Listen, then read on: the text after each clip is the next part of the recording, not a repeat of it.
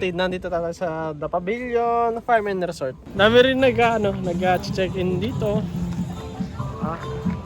Pa-music. Diba? Yan, Mama Wing. Punta muna kami sa reception, magtitingin kung anong pwedeng gawin or activities dito.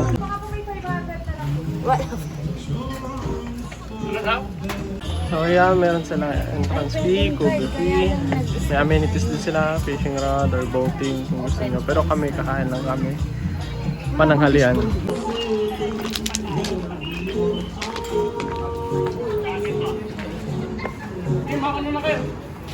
Pag may-ari na The Pavilion. Wow. Pasok na tayo, pupunta tayo sa kubo natin muna bago tayo mag-ikot para ilibot natin yung itong lugar na to. Tara.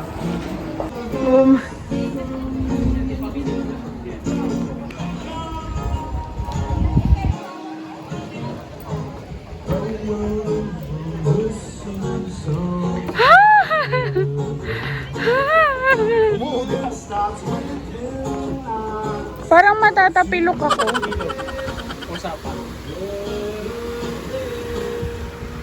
Nax.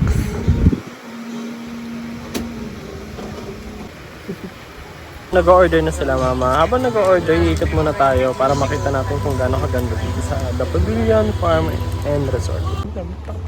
Tapos sinungbig. Yan, pwede. So, nandito na tayo sa taas. Nandun yung kubo namin. Hindi nila tayo nakikita, pero ang presko dito. Kaya marami din pupunta at kumakain dito. Masarap yung pagkain nila, kaya worth it naman din yung mga babayaran. Pero resort siya eh, kaya so meaning pwedeng maligo din dito. Siguro yung mga naka-check-in kasi may mga bahay dito na pwedeng pag-check-in na yun doon banda. Siguro may family din. Ayun pa. Dito. Yung mga parang Ayun tipi pala. house. Mga tipi house, mga mahilig sa tipi-tipi. And fresh new beats light the way.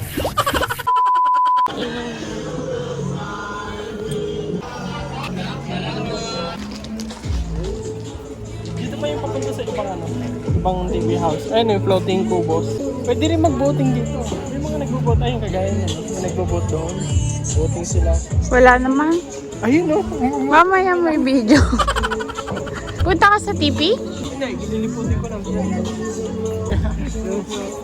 Ayun, nagdi-deliver ng order si Kuya. Ito yung pinaka parang event center nila. Nandiyan yung pa-music.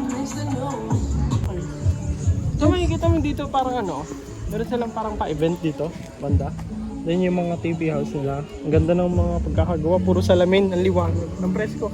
Hanggang dito na lang tayo kasi parang mga private na siguro yun, hindi na tayo pwede doon. Eh, ang pangay lang natin dito kumain.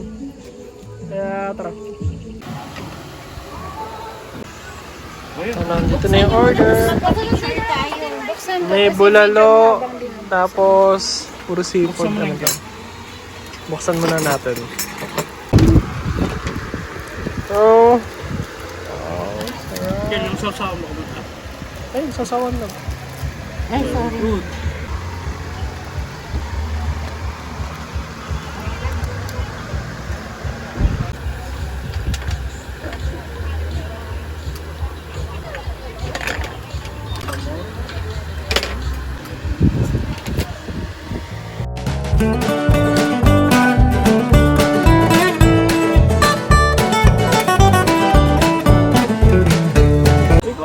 Ay, busog, alhamdulillah.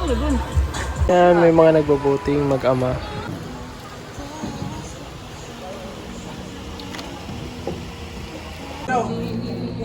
Check muna namin yung coffee or milk tea bago kami umuwi. Para mayroong lakas sa biyahe mamaya. A few moments later. So hindi na pala available yung milk tea. Meron milk tea pero ayaw nila. So mag-ice cream na lang kami.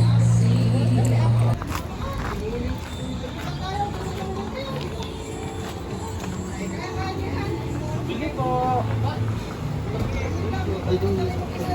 Bili po. Yan, lahat po talaga.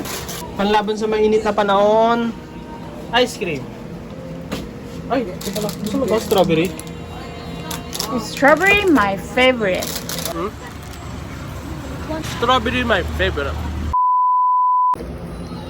Oh, yeah, mani popcorn.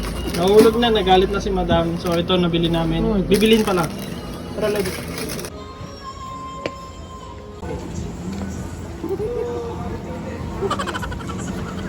Ay na. So yun, uwi na kami. Bumili na lang kami pang Himagas. Balik na kami Pangasinan. Kita-kits ulit sa next video. Huwag niyo kalimutan mag-like, share, and subscribe. Bye-bye!